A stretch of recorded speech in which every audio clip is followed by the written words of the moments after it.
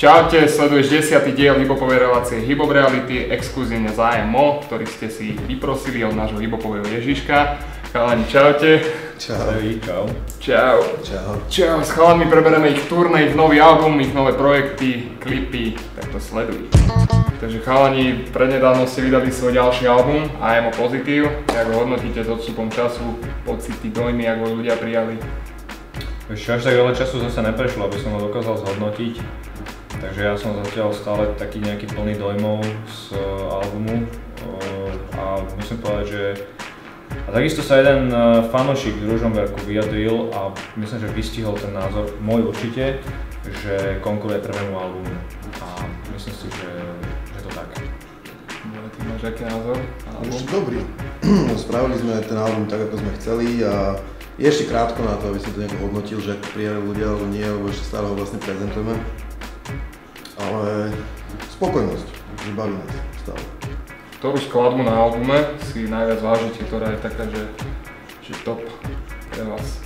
Na ktorej ste najviac makali, alebo na ktorú ste sa najviac... To je, to sú vlastne, tým pádom to nie je jedna skladba. Lebo na niektorých sme viacej makali a niektoré si možno viacej ceníme. Ja si cením každú z tých skladieb, mám taký trochu akože toto slísky. Ja si cením každú z tých skladieb, lebo každá má nejakú históriu a nejaké pozadie. Pre mňa sú také najviac skladby tie, na ktorých sú taká tá s Jusim, pre mňa akože osobne aj dosť úprimná, aj ma tak najviac baví, aj proste taká spolupráca, ktorá dobre prebehla. Potom tá s Polemikom, na tej sa vlastne asi najviac robilo. A tiež ma baví, ako tam sa spojilo viacej tých produkčných stránok, aj proste sme sa tak všelijak prepájali a aj tu s Tribumanom napríklad, aj zraz Zacharín, vlastne v podstate veľa si ich, neviem to nejak takto, ten album, jak vznikal, tak si ho vážim celý. Teraz ste dokončili svoje turné, aké pocity z toho máte? Jak to dopadlo celé? Turné práve, že úplne super, všade, kde sme došli, bola brutálna atmosféra. Je to úplne iné hrať s kapelou a úplne iné hrať s DJom. Napríklad moje pocity sú, že absolútne legendárny žúr, ktorý by som ohodnotil akože žúr Ž, potom vlastne nejaké vákuum a potom všetky ostatné žúry bol v Poprade, nie v Prešove vlastne, vo Vejve. To bol malilinký klub, ktorý bol plný do švíku a keď sme hrali, tak proste až nakoniec klub proste boli ľudia, ktorí až úplne pri zadnej strane všetci tancovali a žili, to bolo fakt, že husté. Tam sme práve boli aj s banánmi a najväčší for bol, že to bol nikdy nekončiaci žúr. Spamätám ešte o 4:00 došiel moje za mnou, že vybavoval, som tam hral ešte z nejaké vecičky z konzolky a došiel za mnou nejaké 4:00 alebo o 4:30 odtedy, že ty kokot, že ja som tu, vybavujem tú hodinu, že už tu vypíname a ty tu ešte máš furt žúrku do piče, vypni to okamžite. No dobre. V momente som spravil, že bím, že jasne kokot, čak sme najebaní najviac a proste. Tak, no ono to dopadlo tak, že vlastne, to bolo fakt, že super žúr. Aby som to dal na pravú mieru, vôbec som nevybavoval, akože vybavoval som hodinu, aby sme skončili, ale fakt bol ten, že... Všetci sme boli na show.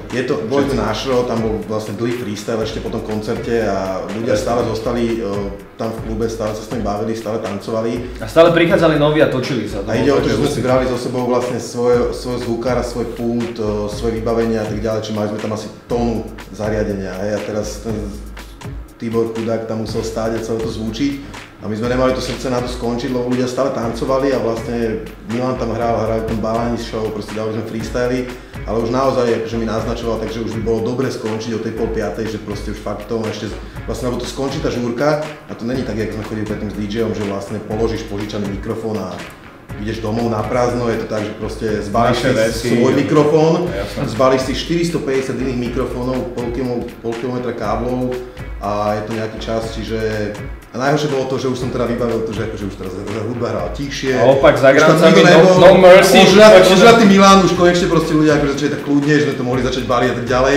Zrazu stojím vonku, že kde je opak, ne? A chalani, však on vlastne hrá. A dojem naspäť, potom čo už som to vlastne plynul a si dával do zadníku, plný parket a Milan úplne proste hrá tam najviac sa baví, vieš, a že nie, vieš, Tibor taký smutný za tým X-okom, že no tak teda nič, vieš, tak som proste musel Milanovi naznačiť, že proste treba končiť. V podobnom duchu sa viedlo viacej tých žúrov celého turnaja, ale toto bol fakt jeden špeciálny žúr. Bolo to fakt, že 1-1-1-1-1-1, to bol ten magický dátum. Fakt sme si to užili brutálnym spôsobom, naozaj to bola že magická party. Máte aj nejaký vtipný zážitok z koncertov, aj z minulosti, nielen z turné? Kde začať? Toto je, jak je to, po 22. alebo čo? Pár taký povedz. Taký, čo ťa napadne prvý. Vtipný, že vám gaťky hodili na pódium, babi, alebo sa vyzvekli. Vieš čo, ja mám taký jeden zážitok z jedného koncertu už dávnejšie, ani už neviem presne, kde to bolo, ale už to bolo hodne dávno. Ale viem, že som proste stál v klube po koncerte a išla taká hrozne sexy baba, ktorá tam vôbec akože nezapadala do toho celého crowdu ľudí, čierne vlasy, vlnité na podpätkoch. Košice. Úplne, neviem kde to, Košice, hej? Košice. Hrozne išla ku mne, úplne som si to užíval, tak som si tam sedel a hovorím si, že tak toto je ten rapový život, že už je to tu, došla za mnou, tak to som naklonil na mňa, tak do úplne povedal, že prosím ťa, kde je opak? Fan fatal, presne tak, fan fatal. A najväčší toto má ešte predohru, že ja som tú istú babu videl asi, že 20 minút možno predtým, než sa toto stalo. A hovorím si, že ty kokos, tak toto som ešte nevidel. Fakt, že túto čikitu, proste tu prešiel, to som fakt ešte nevidel. Takže dobre, nechal som ju prejsť, došiel som som stretol Marika neskôr a hovorím, že kokos, strašnú ženu som videl. A on mi povedal túto storku. To bol funny. To bola funny story. No. Takže aj takto to vyzerá. Na internete bolo avizované, že chystáte nejaký nový klip, ktorý bude odprezentovaný prvýkrát na zimnej edícii Uprisingu v Bratislave 3. decembra, čo bude asi zajtra alebo pozajtra. Viete nám niečo povedať o tomto klipu? Že čo, ako, kde? Ako ste to robili? Na akú skladbu? Povieme niečo o tom asi. No, tak povieme. Tak robili sme to na skladbu s Jusim, čo je nemecký spevák, ktorý s nami bol aj na turné v niektorých mestách a skladba sa volá Someone Else a točí to Braňovice. Takže osvedčenie a overenie, pozdravujeme, tešíme sa. Kameru má na starosti, alebo mal na starosti Viktor Cicko a bude to klip, neviem čo to ešte povedať. Bude hlavne hrozne pekný, videli sme už náhľad. Máme aj na stránke www.amo24hodin.sk fotky, že jak ten klip asi zhruba bude vyzerať, má to byť čierno-biele, budú tam hrozne pekné fóry a pekný obraz hlavne. UC je naozaj hrozne fotogenický týpek. My sme tam mali také rôzne fóry so zrkadlami, čiže bude taký jeden znova veľmi fresh na slovenskej scéne. Takže nielen kvôli klipu, ale kvôli headlinerovi Uprisingu sa oplatí ísť 3. decembra do Cvernovky. Daj nejaký... Na zvukárov? Daj nejaký hejt na zvukárov. Teraz ťa hrozne prekvapím, pretože všetci nadávajú na zvukárov, ja budem podľa mňa jediný, ktorý sa ich zastane. Lebo tiež som proste mal obdobie, kedy sme prišli do klubu a ožrapí sme sa vyrútili na stage, chytili sme mikrofóny, všetko sme sa tam podávali a proste ten zvukár to po 10 minútach vzdá, lebo nevie kto má aký mikrofón, vôbec nič nie je nacvičené, chytíš ten mikrofón, to na hubu, nič nevieš. Ale teraz vlastne ako hráme s kapelou a ako vidím, že proste zvuková skúška kapely trvá proste 2 hodiny. Máme svojho zvukára a tak ďalej, tak viem, že to je proste robota, ktorú nezavidím nikomu. Lebo keď je nejaký lokálny zvukár v klube a ty si vlastne s ním nedáš zvukovú skúšku, tak on nemá najmenšiu šancu nazvučiť ten koncert ani len priemernej dobe.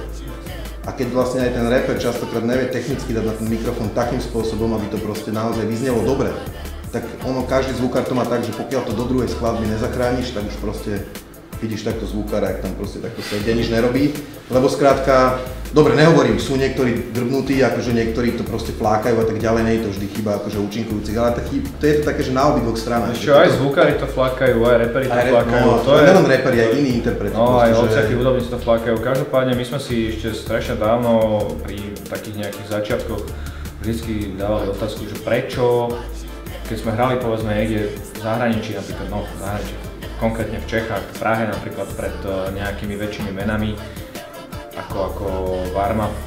Prečo je to tak, že dojde hrať napríklad Jerry Damage alebo dojde hrať nejaký proste typek a proste pri tom istom zvukárovi, pri tým istým mikrofónom, pri tom istom equipmente a setupe, proste tomu typku je dokonale rozumieť CDčka, hrá jak hovado. To sa mi stalo na toto Ivo. Presne. Prečo nám nebolo rozumieť? No tak je to jednoducho preto, lebo my máme tiež v sebe nejaký nástroj a jednoducho, kým ten nástroj nie je naladený alebo vyciplený, pokiaľ nevieš na ňom hrať, tak jednoducho to nebude znieť dobre.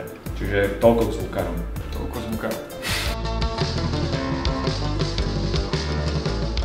Ľudia vás majú teda viac teba moje zaevidované ako freestylera. Ešte sa venuješ aj súťažne, alebo už len tak sám pre seba? Súťažne už nie, ale súťažne už asi ani nikdy. A rád spomínaš na to? Ako spomínať na to spomínam rád, akože v tej dobe, kedy to vlastne prišlo a keď to bolo také ako aktuálne, tak to bolo super, som sa tým bavil, ale potom vlastne ani to radšej nebudem rozoberať, nechám si to pre seba, proste potom som si povedal, že to nestojí za to. Lebo niektorí ľudia to brali strašne vážne a proste neviem čo. Ale freestylujem vlastne, nefreestylujem si tak, že by som doma si niečo cvičil alebo niečo takéto už vôbec, skôr je to také spontánne, vlastne na každom koncerte AMO freestylujem, dokonca v Martine sa nečakane. Ale nie len Martine. Akože všade, ale Martine som nám teda dal, že a cappella, asi 3-minútový freestyle z ničoho nič a že ak ho niekto má, tak by som si ho rád vypočul, bolo to dobre, aby som použil nejaké časti do textu. to sme to bavil z ničoho nič. Akože, lebo práve to, že keď freestyluješ často, keď som freestyloval, takže sme chodili von a že sme freestylovali každý deň, tak to je také, už máš také tie rutiny zabehané a tak ďalej, čiže niekedy už aj sám seba vykradneš, vieš, už ti proste napadnú 3 rímy, vieš, a tak ďalej. A teraz keď to je také, že vlastne príležitostné, že sa nechám uniesť nejakým momentom, tak je to, skôr ma to tak prekvapí, lebo už si proste v tom nejdem, že každý deň, už to nie je také, jak to bývalo na ulici volakedy.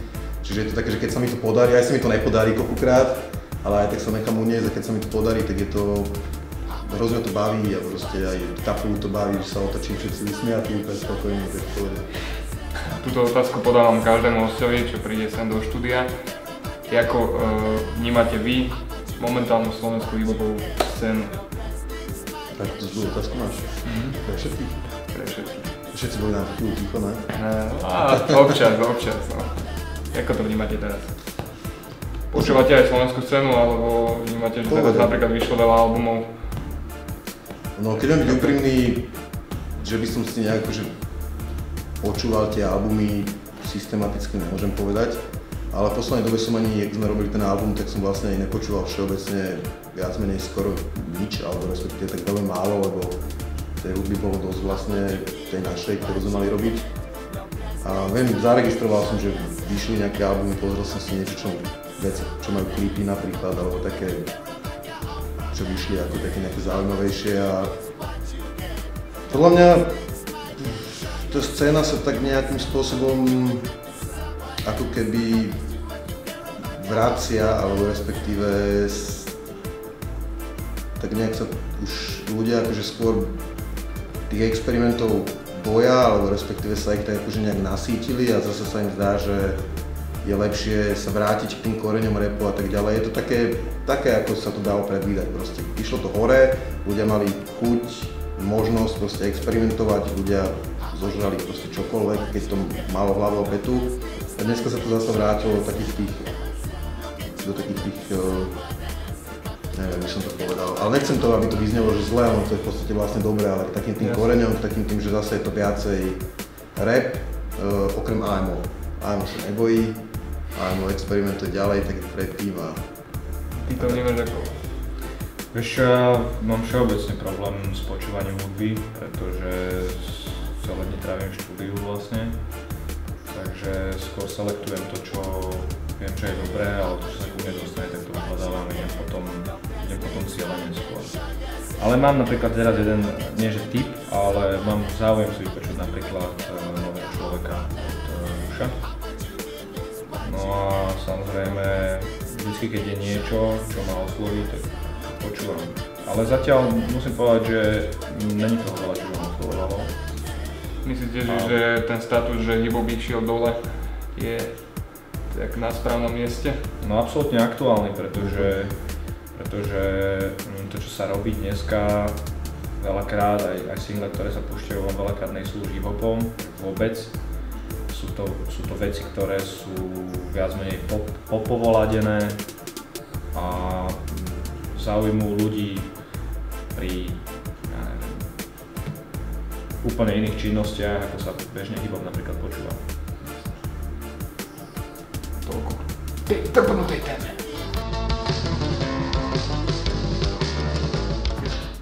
Máme tu aj vianočnú rubriku Pomaly hore, do ktorej som si dal dneska mojich kamarátov z Prievidze, Ramones a Petrus, ktorí nám poslali svoju rapovú ukážku, aj svoj kontakt, kde môžeš ich rapiky nájsť, tak to sleduj a vypočuj si to. Áno, áno, za potôčky, močariska. Toto je tu rap, močariska za potôčky. Je to hudba, ktorá spojila naše krôčky. Nebudeme počúvať teba ani teba, počúvame sami seba. A toľko srdca, nepočúvam muziku, ktorá mi nič nedala. Na mysli mám toho tvojho vaša patejdla. Naplno si ujebem radšej názov stavby. Nepočúvam rapy, ktoré majú prázdne gamby. Nechcem počúvať tvojho tatka ani mamku, že chala nejde von, lebo mu našli za stravu. Nechcem počúvať svetované reči chlapcov, že kto bol dnes tvojim svetovaným darcom. Zatiaľ čo všetci doma na kokote sedeli, Ramones a Petrus do štúdia chodili. Svoje repy po vete si pomaličky skladali, ktoré mnohí funebrakov na ulici schovali. Rap robím preto, lebo ma to stále baví. Nie som zastanca žiadnej rasistickej strany, kráčam stále cestou hip-hopových basov. Dvaja pani vystúpili z vykričaných hlasov. Stále kapo vychovaný PD ulicou, možno žijem aj v Blave, no tam som není stálicou. Ohúriť za každú cenu není moja priorita, bacha, aby si nebol prekvapený znova. Tri chore hlavy, ktoré tri pera použili, ktorých texty sa ti do hlavy vrili. Nikdy nezabudám, kde som narodený, pamätám si veľmi dobre všetky momenty.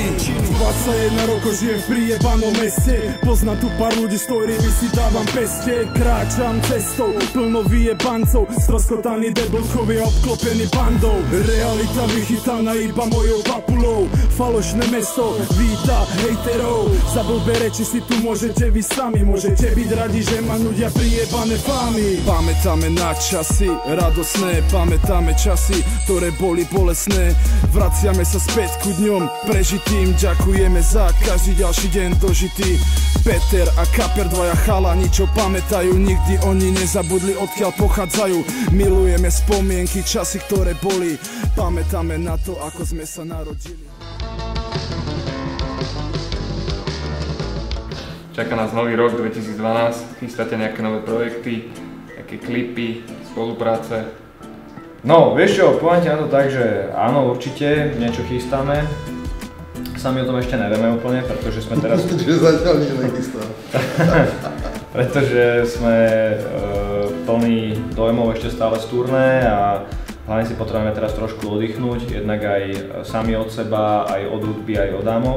Potrebujeme si nechať uložiť veci v hlave, že zhodnotiť vlastne, aké to bolo obdobie od začiatku albumu, od tej, čo sme ho začali robiť, keď sme sa viac menej začali tomu venovať na plné gule, niekedy v lete tohto roku a skončili sme teraz v zime, čiže pol roka v podstate je to intenzívna sústavná robota, čiže si určite dáme, dá sa povedať, že taký menší oddych. Týka tvorby, od koncerty ďalej, od tvorby, ale niekedy na nový rok, keď vlastne všetko toto sa nejakým spôsobom ustane alebo nejakým spôsobom ten vír opadne, tak sa začneme zase venovať nejakým novým veciam. Neviem povedať presne, že jak to bude vyzerať, ale napríklad ja už mám nejaké predstavy o nových veciach. Hovorili sme teraz s Moem včera alebo predčerom, keď sme boli spolu na Road Atlety včera.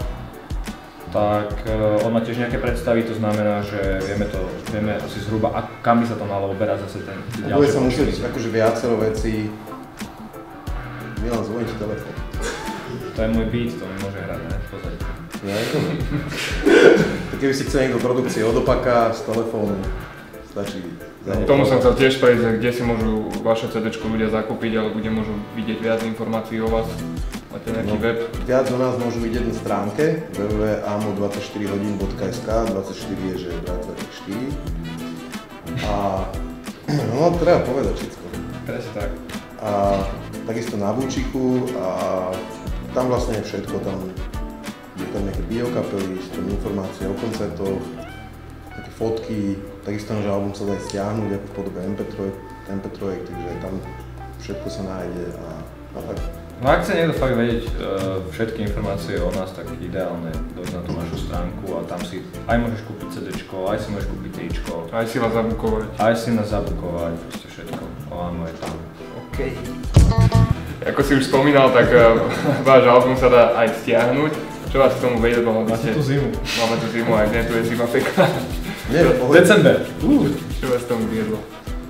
Viedlo nás k tomu to, že je asi najskôr taká doba, že to CDčkám ako keby, nie že ako keby, ale CDčkám v podstate už odzvonilo a už aj do budúcna pochybujem, že majú nejakú veľkú perspektívu, ľudia sa grabujú CDčka, proste počúvajú po telefónu a tak ďalej, čiže MP3-ková doba vlastne je už tu a je veľa mladých ľudí, ktorí to sledujú a ktorí, dajme tomu, tu chcú podporiť a môžu si takýmto spôsobom vlastne buď celý album stiahnuť a zakúpiť ho za koľko chcú a bol by si prekvapený, koľko ľudí na to ide tak, že ak by si im dal, že MP3 stojí, ja neviem, 3 €, tak si ju možno nekúpia, ale keď im dá, že koľko chcú, tak kľudne za ňu zaplatia aj 5. Ale nejde o to, že by to teraz bol akože nejaký vypočítavý ťah, ale ide skôr o to, že to dá tým ľuďom možnosť ohodnotiť tú hudbu ako keby tak, ako oni chcú a mať ju vlastne legálne. To znamená, keď má človek pocit, že si chce kúpiť MP3 za 30 centov a chce jednu z toho albumu,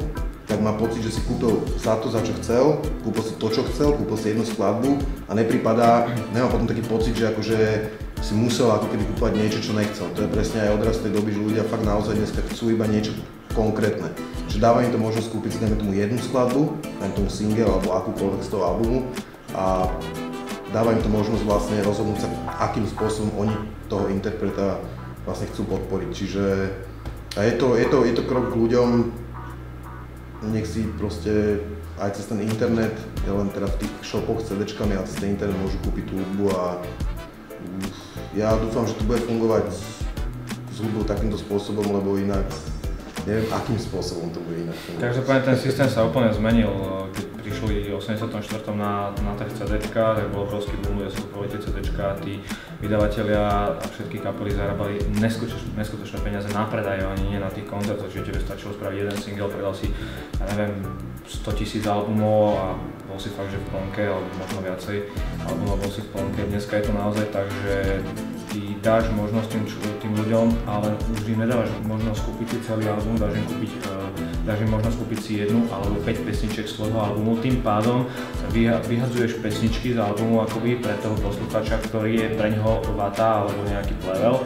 To znamená, že on si vie ten album zoskladať z rôznych interpretov za úplne rôzne ceny. Samozrejme, existujú stále torrenty a tak ďalej, že ľudia si stiahujú, ale keď je naozaj niekto, kto chce podporiť toho muzikanta, tak prečo by si nemohol kúpiť proste jednu pesničku za, ja neviem, 90 centov, za 30 centov, za 50 centov, za euro, za 5 €, whatever. Takže toľko k tomu, že prečo sme sa aj my rozhodli dať v podstate pesničky na dobrovoľný. Otázka je, kto tých mladých ľudí naučí to, že tá hudba má nejakú hodnotu. Ako náhle on si ráno otvorí torrent a nájde tam 40 giga novej hudby, tak nemyslím si, že rodičia mu povedia, že akože vieš, ale to je akože práca a to je akože ten interpret ako niečo, dostávaš nejakú hodnotu od neho a tak ďalej. On si to proste preskipuje, vyhodí to a ako ja to nikomu, tým mladým to vlastne nevyčítam, oni to nemajú vlastne odkiaľ vedieť. To je to, že ja si pamätám, keď sme mali kazety, takže tú kazetu som nepožičal, že nikomu. Ja som požičal. Sme mali inštrumentálky takým spôsobom robené, že sme mali na jednej inštrumentálku a sme si z kazety na kazetu prehrávali inštrumentálku tak, že na konci pesničky bolo nejakých, ja neviem, 7 sekúnd loopu a to si nahral z kazety na kazetu. Presne. A takýmto spôsobom sme repovali, to vôbec nesedelo, hoci kedy si to netrafil, ale nemohol si sa už vrátiť vlastne. Kazety boli odhraté, najväčšie časy. Vieš, a proste takto sme mali inštrumentálky, keď sa to púšťali na kazete, to znamená, že tú hodnotu hudby pre nás aj na tých CD-čkách, aj na tých kazetách, aj na tých platniach, proste to bola veľká hodnota, proste niekto to mal a niekto proste skrátka nemal. A niektoré veci si posunul a niektoré si proste neposunul a v dnešnej dobe vlastne nemáš nič takéto, čiže treba nejakým spôsobom tých mladých ľudí naučiť tomu, že to, že on si proste to pustí v aute a že je veľký šéf, alebo že proste si to pustí doma z okna a je veľký šéf, tak to je proste hodnotu, za ktorú proste musí zaplatiť niečo, lebo to není len tak na internete všade proste, že... Takže to som zvedavý, ak sa toto nejakým spôsobom vyvinie, lebo je to vlastne problém pre interpretov, akože obrovský. Anyway, ja som požičal a už sa mi nevrátil. No, doteraz viem, u koho je a nedostanem tak. Nie? Ne, Môžeš ale už idem vrátiť. Ne, to si nechaj si. Keď vybavím možno. A ja som pokradol, akože ty fúha. Asi, že no. A každopádne inak presne to, čo hovorí, kvitujem mojho, že hodnota hudby jednoducho išla dole. My keď sme napríklad sa dostávali prvýkrát nejakým veľkým databázam MP3, ešte v minulosti ja som si tiež honobil nejakým spôsobom CDčka, hudby, MP3, bla bla. Po rokoch som ich našiel a zistil som, že toto, čo tu mám, tento štos CDček pre mňa vôbec nemá hodnotu. No a sťahovanie podľa mňa tiež je otázka času. Proste podľa mňa stream je budúcnosť, lebo akože na čo ti je fakt doma proste 700 GB MP3 na CDčkách niekde, akože na čo? V živote si to nepustíš, akože pustíš si, ani vlastne si to poriadne neužiješ. Čiže asi pravdepodobne sa bude hudba streamovať v budúcnosti a budeš to mať... Už sa streamuje vlastne. vlastne. Už sa streamuje, akože už to funguje, len musia sa na to ľudia nejakým spôsobom naučiť. Ja som dokonalý príklad napríklad toho, že keď naozaj robím, že dennodenne veľa vecí, práce so zvukom jednoducho a potrebujem si sa nejakým spôsobom buď nainšpirovať, ale pustiť si niečo, čo ma fakt baví, tak ja idem cieľene po jednom songu. Len si jeden song, ktorý si pustím, vyčistím si hlavu a som v pohode.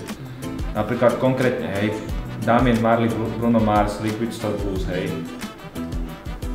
Vím. Pustil som si to za tento mesiac 15 krát, hej. A možno takýchto songov je 3-4 songy za celý mesiac, čo si idem takto. Čiže naozaj, že tí ľudia už dneska akoby idú po tom, že čo im ten YouTube alebo akákoľvek televízia alebo čo im ponúka, čiže potom to idú dneska ľudia. Už možno ani nie tak po rádiách. Ale potom to. Čo si môžu nájsť. Potom.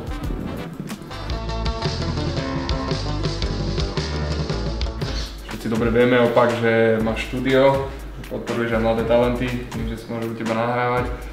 Daj si nejakú reklamu, že kde, čo, ako. OK.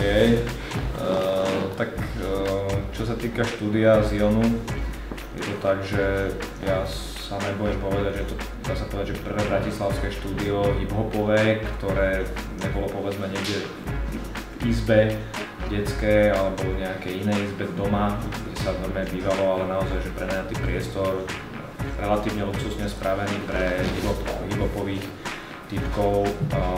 Ja dneska, respektíve tento rok som sa presťahoval, už nie som v pivnici, jak som býval, ale išiel som do luxusnejších priestorov, pričom som sa rozhodol, že tým, že štúdio a kapela Amo a ja ako opak je moje živobytie, tak som sa rozhodol, že sa viacej aj to štúdio sprístupním hip-hopovým typkom ešte viacej ako predtým. Napríklad aj dôkazom o tom je, že dneska už robí so mnou Jazzy, že vlastne robí u mňa, takže dá sa povedať, že každému hip-hoperovi, ktorý chce robiť, alebo rapperovi, ktorý chce robiť u mňa v štúdiu, tak sú dvere otvorené, stačí si čeknúť www.zion5.sk, tam má informácie aj o tom, čo robíme v štúdiu a takisto aj kontakt na nás, kde sa dá buknúť štúdio a je to na každom, kto si aký sound vyberá. Donesli si aj album do súťaže pre ľudí, čo sledujú hip-hop reality. Dajte nejakú otázočku, aby bojovali o tento nový album. Že koľko má trackov, ne? Napríklad. Mne napadlo, že koľko je hodín. Koľko je hodín? A to asi nebude. Koľko má trackov? Ne, niečo zapeklité. Ťažšie? No. Koľko má zahraničných hostí? Wow, to ja neviem. Ani ja. Treba to zrátať. Takže vyhodnotíme. Zahraničných, pozor, zahraničných. Koľko zahraničných hostí obsahuje album Amo Pozitív? Správnu odpoveď pošleš na hiphopreality@streetcom.sk. v januári ťa vyhodnotí. Držím tento váš album, tento váš cover, kto vám to robil? Robil to Ondrej Čajka a je to taký šikovný chalanisko, ktorý, keď som s ním prvýkrát, ináč dúfam, že to bude pozrieť, keď som s ním prvýkrát komunikoval. Však mu to pejsne nambučí. Definitívne. Keď som s ním prvýkrát komunikoval, tak som bol presvedčený o tom, že to človek proste, on došiel za mnou a povedal, že ja som fakt dobrý, ja ti spravím taký káver, že všetci umrú. Ja som povedal, že OK, tak toto nemôže fungovať. Došli sme fotiť a vždycky mi každý fotograf mi hovorí, že urobíme takých 400 záberov a bude tam takých 5 fotečiek, vieš. On sa postavil a povedal, že dobre, tuto nafotíme, môžeme ísť domov. Ja že neblázni, že to nemôžem myslím vážne. Tak sme sa postavili na na to jedno miesto, on robil proste tú sekvenčnú fotku, alebo teda všetky zábery, čo potreboval, zbálil to za 5 minút, hovorí, dobre, máme to na kaver. Neveril som mu, poťahal som 3 hodiny, som ho ťahal po Bratislave fotiť veci, celého nešťastného. A nakoniec táto fotka je tá prvá, čo mi povedal, že proste, že hop, že je to hotové chalani, môžeme ísť domov. To je ona. No ja som omdlel, ty kokos. Fakt, že týpek, fakt díky moc, akože fakt sa snažil, spravil to, fakt je dobrý, spravil to v čase, aký sme potrebovali, spravil to na prvýkrát, to je neuveriteľné. Baví ma hrozne na tom, že každý tam nájde niečo svoje. Mne sa jedna kamoška pýtala, že a to je šiška? A ja že, tak môže byť. To je náš ponom Big Up Kosodrevina. Big Up Kosodrevina. Tam, kde skrýva sa niekde tam, áno. Jasné, tam je to. Tam je to. Amo Pozitív. Amo Pozitív, kupuj to, bratku. Blížime sa ku koncu, chalani. Ja by som chcel, aby ste dali ako všetci hostia v Hip Hop Reality, dali odkaz tým, čo sledujú túto reláciu. Na túto kameru. Máme Vianoce, tak mi zaprajte niečo a tak ďalej. Tak štedré a veselé Vianoce, veľa darčekov, Amo Pozitív a veľa šíbačov. My sme Amo, čau, majca. Chalani, díky moc, že ste došli. Čau. vítaj, Mišo, za voľnosť. A ty to sleduj všade, kde sa dá.